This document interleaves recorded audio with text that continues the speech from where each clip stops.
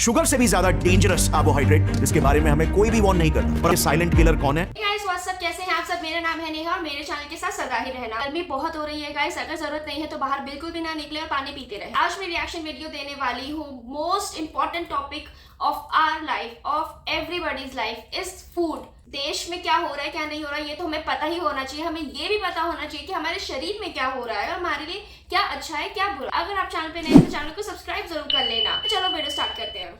Sugar से भी ज्यादा डेंजरस एक कार्ब है जो आप रोज खा रहे हो। हर कोई डॉक्टर कहता है कि शुगर पॉइजन है, सबसे डेंजरस कार्बोहाइड्रेट है, लेकिन शुगर से भी ज्यादा डेंजरस है ये कार्बोहाइड्रेट जिसके बारे में हमें कोई भी वार्न नहीं करता। और आज के जमाने में ये मोस्ट ऑफ द खाने में मौजूद है और अंदर से ही हमारी सेहत को खोखला करते जा रहा है। क्या आपको पता है ये साइलेंट किलर कौन है?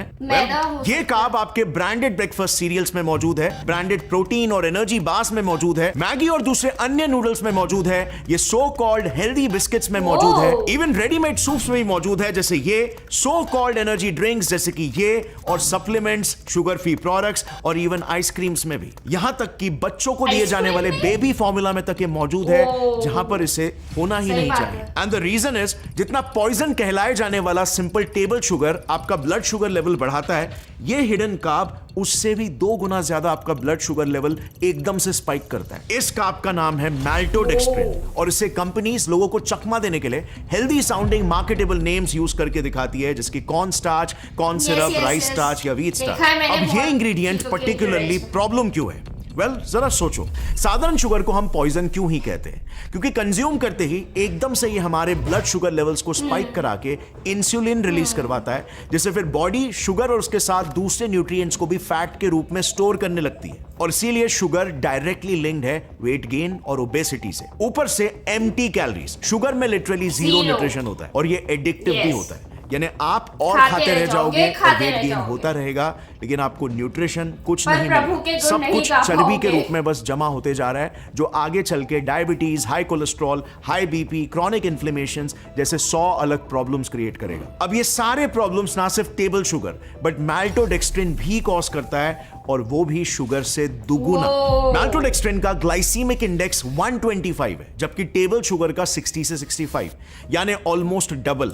मतलब ये और भी तेजी से ब्लड शुगर स्पाइक कराता है और वेट गेन कराता है, एंड यस और भी ज्यादा एडिक्टिव भी है। आपको पता ही होगा जनरली प्रोसेस चीजें नेचुरल चीजों से वर्स होती है।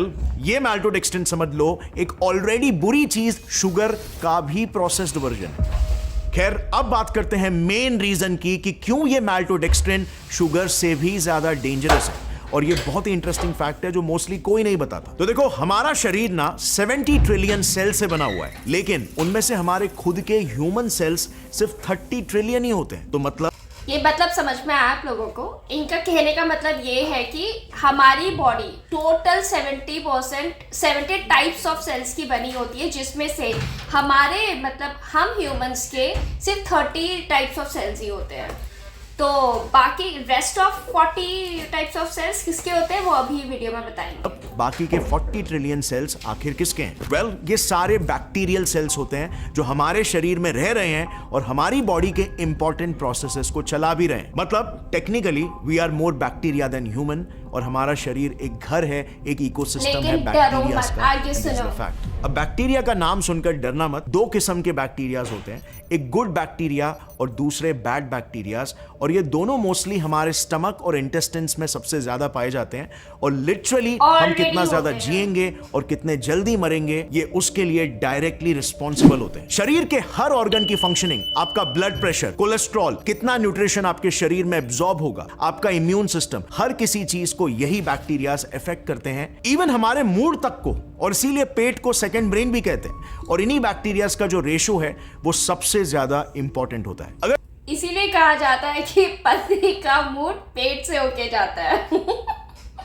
For some reason bad bacteria की मात्रा शरीर में बढ़ जाती है और गुड बैक्टीरिया कम हो जाते हैं, तो इंसान को जल्द ही 100 रोग पकड़ लेंगे और वो मर भी सकता है। इनफैक्ट कोविड के टाइम पर ही कौन से पेशेंट्स मरेंगे और कौन से जिंदा रहेंगे ये सिर्फ और सिर्फ गट बैक्टीरिया के बेसिस पर ही पता चल जाता था। अब मैल्टोडेक्स्ट्रिन ना हमारे शरीर में बैड बैक्टीरिया की मात्रा को बढ़ाता है और गुड बैक्टीरिया को कम करता है। कुछ ही देर में बताऊंगा कैसे, लेकिन उससे पहले क्योंकि कई लोग अभी भी गट बैक्टीरिया को आई नो सीरियसली नहीं ले रहे होंगे, तो इन्हें लेकर मैं एक बहुत ही इंटरेस्टिंग एक्सपेरिमेंट के बारे में आपको बताता हूं, जिसमें दो जुड़वा बहनों के गट बैक्टीरिया को चूहों में डालकर एक्सपेरिमेंट किया गया था। इस एक्सपेरिमेंट में बेसिकली दो जुड़वा बहनें थी, पर उनमें से एक ओबीस थी और दूसरी एकदम स्लिम। तो रिसर्चर्स ने क्या किया, उन दोनों के शरीर के जो गट बैक्टीरियाज थे उन्हें एक्सट्रैक्ट करवा के इंडिविजुअली दो अलग चूहों में ट्रांसफर किया और फिर कुछ वीक्स उन चूहों को ऑब्जर्वेशन में रखा। अब जैसे ही समय गुजरा, आप मानोगे नहीं, इस सिंपल से बैक्टीरियल ट्रांसफर से